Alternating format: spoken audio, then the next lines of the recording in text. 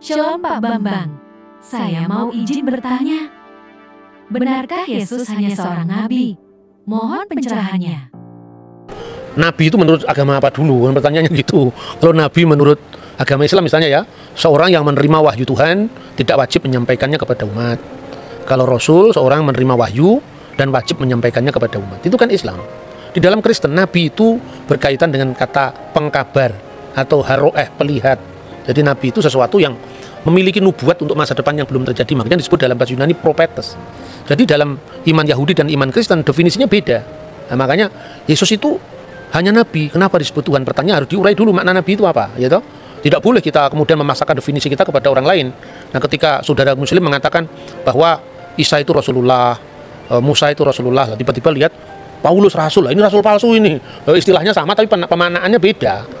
Dalam ajaran Yahudi dan Kristen itu Musa tidak pernah disebut rasul, tetapi nabi. Gitu. Abraham disebut nabi, tetapi tidak pernah disebut rasul. Rasul itu bahasa Ibrani saliyah, bahasa Aramnya salihah, artinya utusan, kongregasi. Dan Yesus disebut rasul juga dalam Ibrani pasal 3 ayat 1, tapi maknanya rasul di situ adalah utusan Tuhan dalam sakramen penebusan dosa. Seperti imam besar dulu adalah utusan Tuhan yang mewakili 12 suku Israel. Diasisteni oleh 70 tua-tua kan itu kan. Maka pola ini persis diteruskan oleh perjanjian baru. Yesus adalah imam besar perjanjian baru, makanya dia disebut rasul, mewakili 12 suku, sekarang dirohanikan. 12 suku itu sekarang adalah gereja, ya. 70 murid, tapi bilangannya tetap sama, ada imam besar, ada 12 murid, ada 70 murid. Itu kan gambaran Yudaisme tentang imam besar yang menjadi utusan mewakili 12 suku, biasanya imam Lewi kan. Kemudian ada 70 tua-tua, ya, itu yang tercatat di sana. Itu jadi Yesus itu nabi juga, tapi nabi dalam makna yang berbeda dengan nabi Islam gitu loh. Dan nabi tidak dipertentangkan dengan ketuhanannya, karena jabatan imam besar itu ada jabatan Mesias atau sang Mesias itu imam, nabi, raja. Ini jadi Mesias itu raja, Mesias itu nabi, Mesias itu imam, itu dalam iman kita. Kalau soal Tuhan, kita kalau menyanyi di gereja-gereja karismatik, gereja-gereja Pentakosta itu kan Yesus Tuhan dan Allah kami, itu kan. Jadi dalam hal ini Yesus adalah God sekaligus Lord. Saksi Yehova percaya Yesus itu Lord, Tuhan, tapi nggak percaya Yesus itu God.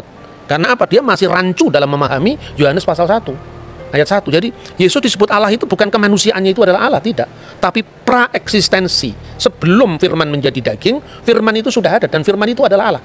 Jadi dalam wujud ilahinya, dalam kodrat ilahinya, firman itu adalah Allah. Kemanusiaannya tentu baru ada, telah dilahirkan Bunda Maria kan. Nah, dalam tugas kemesiasannya itu, maka Yesus disebut Tuhan. Tuhan itu Lord. Dari mana teksnya? Kalau kita membaca misalnya di dalam Injil Markus ya, pasal 12 ayat 29 dan seterusnya, itu jelas ketika Yesus ditanya hukum apa yang paling utama dari segala hukum yang ada. Misvah Harishona. Itu yang pertama, Shema Yisrael Adonai Elohenu Adonai Echad.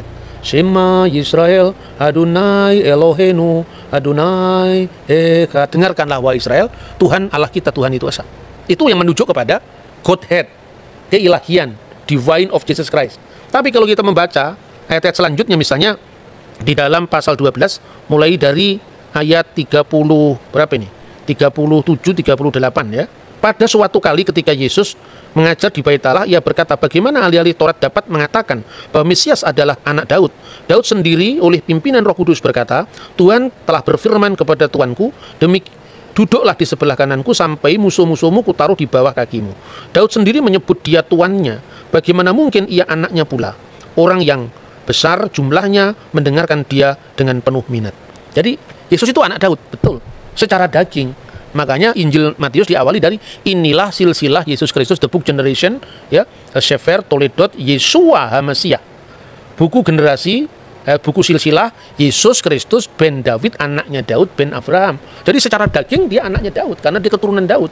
Itulah yang merujuk pada kemanusiaan Yesus Kristus. Makanya orang banyak itu kan kaget. Loh, katanya di Mazmur kan dikatakan dia adalah Tuan, Adoni, Tuanku.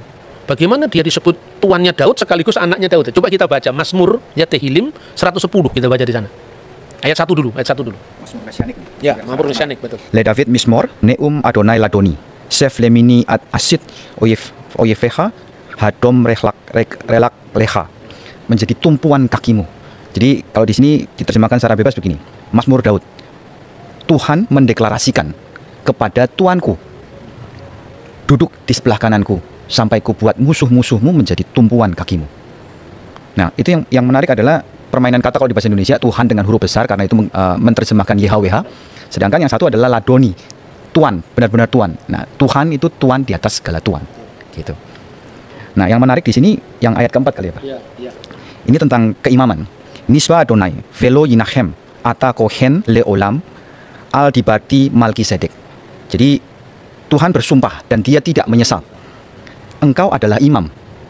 Imam tapi menurut apa? Imam yang kekal menurut perkataan Melkisedek. Nah, itu keimamannya Yesus, bukan imam berarti dalam dia harus keturunan Lewi, bukan. Tapi dia adalah imam menurut Melkisedek. Makanya tadi disebut ada 3 matra atau 3 aspek dalam gelar Mesias, yaitu raja pertama ya. Makanya disebutkan di situ firman Tuhan, Neum Hashem Ladoni, kepada Tuanku.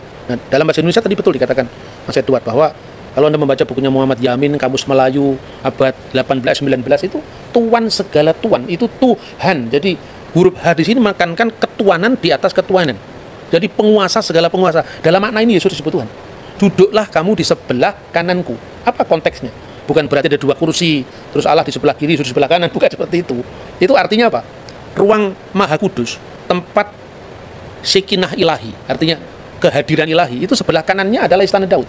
Jadi artinya bahwa Mesias itu akan menjadi raja kekal menurut dinasti Daud selama-lamanya. Maka duduklah kamu Seflimini, duduklah kamu di sebelah Yamin, sebelah kananku, selama-lamanya. Itu aspek kerajaan ya. Pada saat orang Majus membawa persembahan itu ada 3. Emas, kemenyan, mur. Emas itu kerajaan, menyimpulkan tentang raja.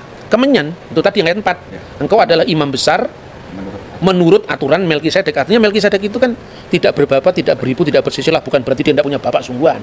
Ini ungkapan dalam bahasa kitab suci dan sesuai dengan apa yang lazim saat itu. Kalau di sidang pengadilan, ibunya diketahui, tapi bapaknya sudah mati, tidak diketahui.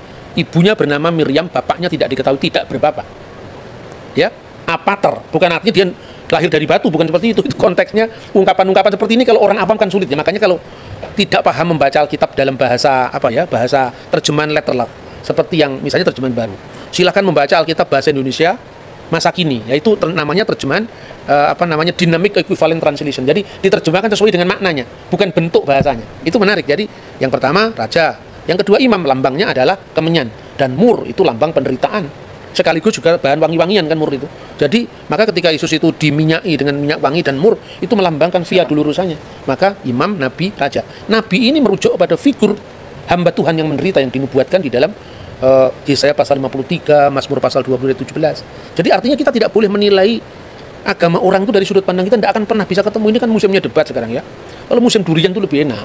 Habis makan durian, makan manggis. Kalau musim debat begini, orang menang-menangan, tidak tahu metodenya bagaimana berbicara tentang agama lain ya. Kalau nanti nggak cocok terus merasa kalah, pembunuhan karakter, nyerang pribadi, itu bukan Indonesia itu. Indonesia tidak seperti itu. Jauh sebelum bangsa lain itu punya kesadaran tentang multikulturalisme, kita sudah punya Bhinneka Tunggal Ika. Jadi kira-kira Oke Pak Bambang, penjelasan Anda sangat mencerahkan dan menguatkan iman kami. Terima kasih, Tuhan Yesus memberkati.